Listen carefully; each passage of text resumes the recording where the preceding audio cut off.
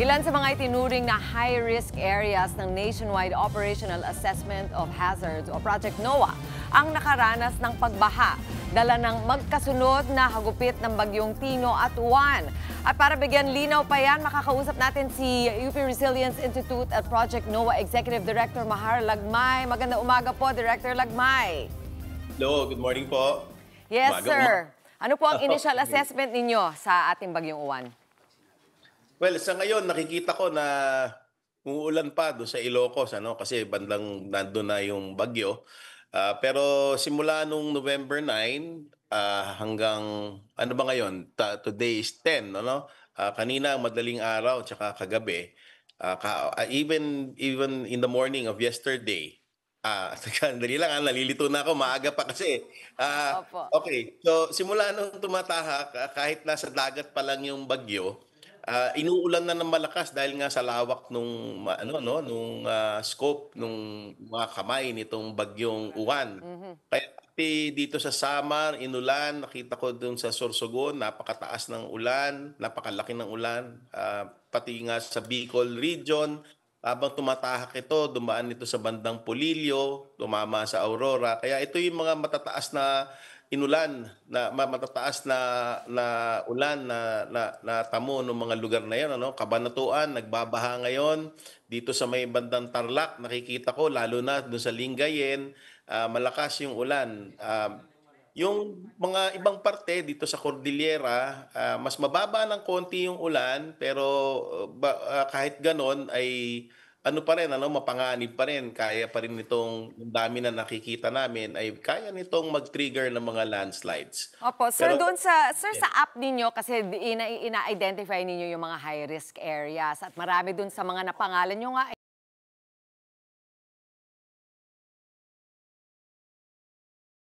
na mga lugar para sa ating mga manunood para alam nila kung paano gamitin yung app ninyo.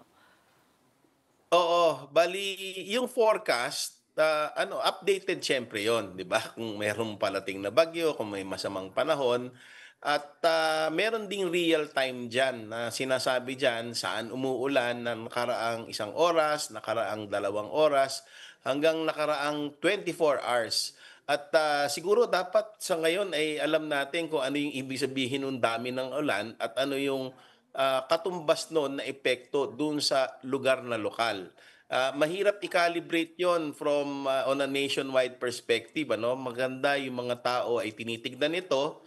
Pag sinabing ganito ang ulan o nakikita doon sa app na ganito yung ulan, nakakalibrate nila kung ano yung kondisyon doon sa kanilang komunidad.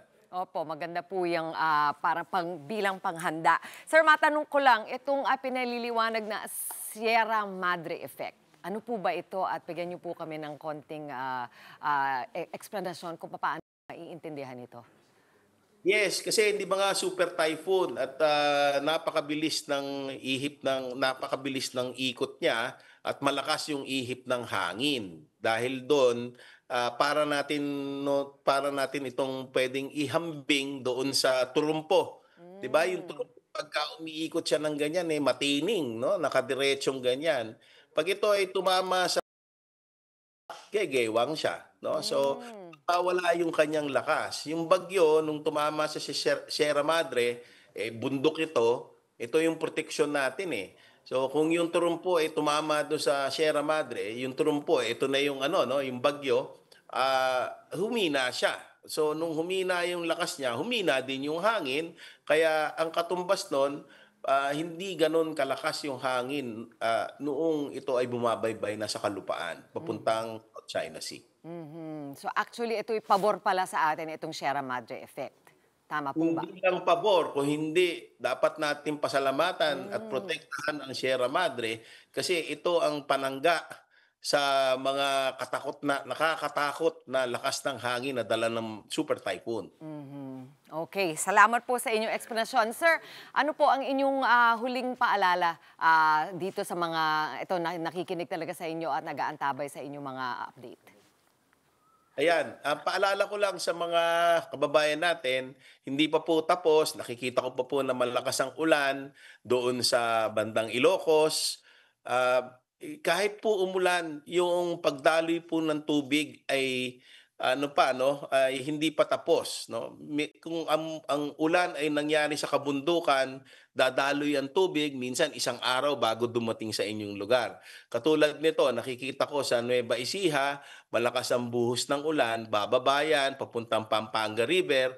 Siguro bukas papunta na sa Pampanga at Bulacan yung tubig na yon. Kaya mag-ingat po tayo. Hindi porke tapos na yung signal number, hangin po ang ibig sabihin nun, ano, ang pinagpepreparahan natin, lakas ng hangin. Meron pa pong tubig na dadaloy at kung malaki po yung watershed na tinatawag, ay baka bukas pa umabot sa inyo. Kaya ingat po tayo, subaybayan, makibalita, pakinggan ang mga sinasabi ng otoridad, lalong-lalo na yung Pag-asa at saka NDRRMC. Sir, mag-ingat din po kayo. Maraming salamat, Project NOAA Executive Director Dr. Mahar Lagmay. Mga kapatid, Dimples Romana po, maging maalam at may pakialam sa mga napapanahong issue at headlines. Mag-follow na po at subscribe na sa social media pages ng News 5.